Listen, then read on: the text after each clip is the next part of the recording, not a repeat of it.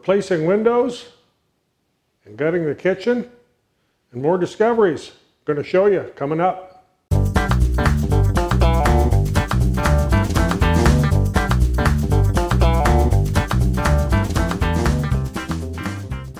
I'm Roger, and not in the shop, but at the renovation house, and I'll give you a little bit of a tour here of what's been developing. I've got quite a few of the replacement windows in. I've run into a couple small issues here with window sills that need to be replacing anyway. I'm going to give you a little bit of a tour of that, show you what I'm going to do. And then we have discoveries in the kitchen. Started gutting the wall, or I should say gutting the kitchen. We're stripping the walls. We're eventually going to be stripping the ceiling.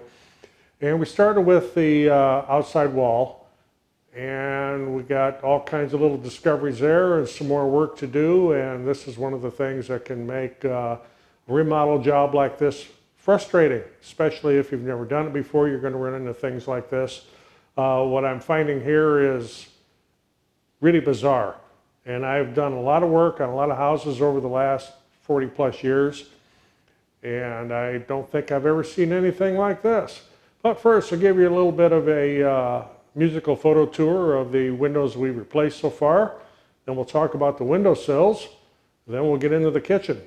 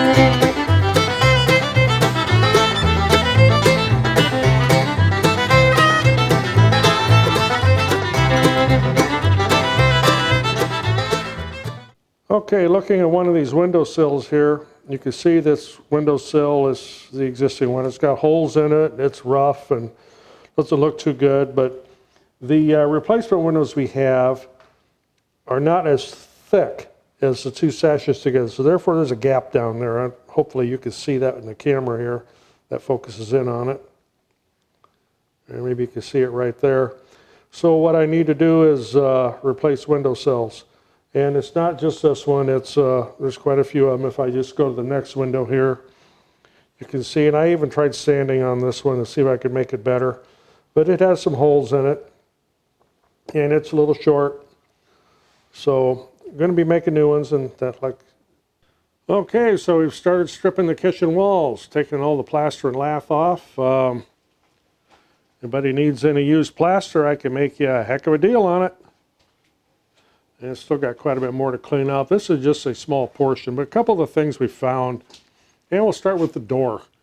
Right off, you can see at the top of the door that the door is not straight or square. Of course, we're going to be putting a new door in here, and this is a 34-inch or a 32-inch door, but it's only 6'5" high. So we're going to change that into a 6'8" door and hopefully a 36 wide. I don't know what the framing is going to be like on the other side there yet, but on this side here, I see that I can get up here to focus this.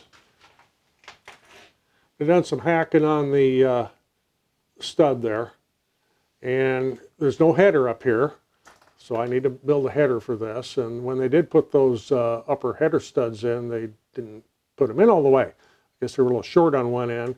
And we got a little mouse house over there. I got to get the mouse vac out here and suck that out of there. But this is, as I go down the wall here, this is the door stud. And we get down here, of course it's conventional. Till we get down towards the floor, well, let's just turn the stud the other way, because this other one wasn't really long enough. Yeah. So, got to do something different there. Moving over here to the windows, there's no header up here, as you can see, and this is a load-bearing wall. As you can see, there's a little block of wood right there. So that means that what's carrying this big section of wall, and this is about a 6-foot wide opening with these two windows here, is the casing on this one window. So if we go down and follow that all the way down here, get down past the windowsill. So this stud right here is carrying the load of this wall. And there is a bow up there, and I'll show you that here in a minute. While I'm down here on my knees showing you the bottom part of this window, okay, we got 2x4 there, full-size 2x4. And then for some odd reason, we got a 4x4 over there, full-size 4x4. And then over there we have a 2x4, but it is not the full 4-inch like this 4x4 or this 2x4. That's about 3 3/4. So there was a piece of lath scabbed onto that to bring the thickness out. And we have the same thing with the next one, which also had a lath on it, but then when we get back over by the door, we're back to the full size. So I'm going to have to be doing some shimming and stuff out here. Okay, we'll move back over here on the bottom side of the window. And, well, I guess the studs just weren't long enough. So let's just skip that and go ahead and cover the wall up. And the next thing that's interesting, we're here on the other side of the window, we got that full-size 2x4 over there. These, well, I hope I can get a focus on this. The little cripple studs they put on the top weren't full size. And then over here, for some reason, somebody stuck in a 4x4. That's a full-size 4x4. But it doesn't go all the way to the floor. It just goes down to this little, I don't even know if I'd call that a ledger piece. But then the stud below it isn't attached to it, so it's not supporting that. But all there is it's just kind of nailed to this next stud over here. And this one does go all the way up. And over here on the next wall, I found some interesting stuff. Of course, what you see up there at the top is the side of the roof framing for where the bathroom is. And you got this top plate here. I can kind of understand that. What I don't understand is when you come down the wall, then there's kind of another plate here. Runs across. I guess maybe their studs weren't long enough. And the corner studs don't even come all the way up. They're just kind of little blocks down there. So you got a 2x4. Then you got that full-size 4x4 over there. And you move over. And now I've got this great big post here in the corner that's been hewn to kind of make it fit. So that's interesting too. That's really structural. And that goes all the way down to the sill. So the next thing I noticed here was there was a clock outlet on the wall here. and it doesn't go down through the floor or up through it goes out the wall there. Well, that's outside. Okay, well, how does this work? So went and did a little investigating and went out there and looked, and what they did was they went through the sheeting and put that Romex underneath the siding. And then it goes back into the basement downstairs, because it took me a little bit to figure that one out.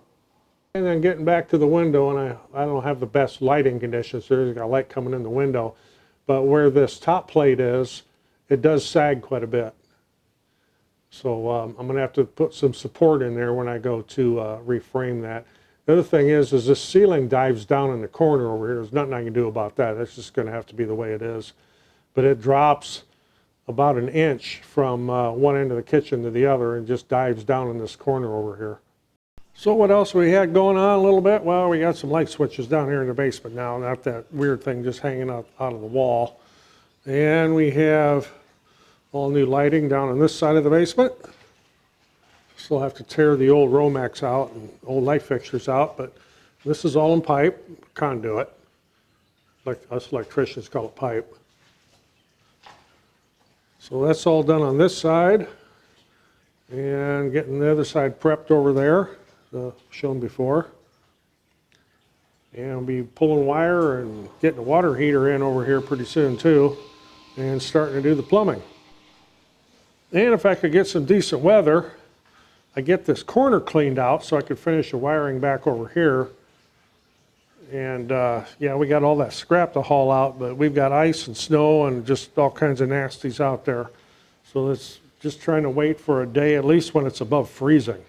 So as you can see, we've got our work cut out for us here in that kitchen area out there. I got a lot of reframing to do and other modifications to make. I'm sure we'll run into other things when we get the rest of the wall stripped. It's hard telling what we're going to find when we open up that ceiling. But I've been waiting till we have a little bit of warmer weather before I do start opening up the ceiling, because any heat we have in here will just go right up. And don't want that. I know there is some insulation up there, not a whole lot. I do not have access to that from the attic. That's something I can't get to. I'm just assuming there's insulation up there because of what we found when we were doing the bathroom. And I was able to kind of peek up there a little bit and see that there is at least some up there. So I guess we'll find out more. The subject of the windowsills, that's going to be a video all by itself, where I show how to duplicate and replace a windowsill. We'll go step by step through it, from the removal to the fabrication of the new one to the installation. I'm also going to be showing in a separate video a step-by-step in replacing a window when you have a double hung window like they had in here, and the steps that you go through to do that. But that will also be the subject of another video. But until then, I'm Roger to Renovation House. Appreciate getting a thumbs up if you like this video or got anything out of it. Of course, always looking for subscribers. Next to that subscribe button's a little bell. You click that bell, you'll be notified when I post another video. See you in the next one. Thanks for watching.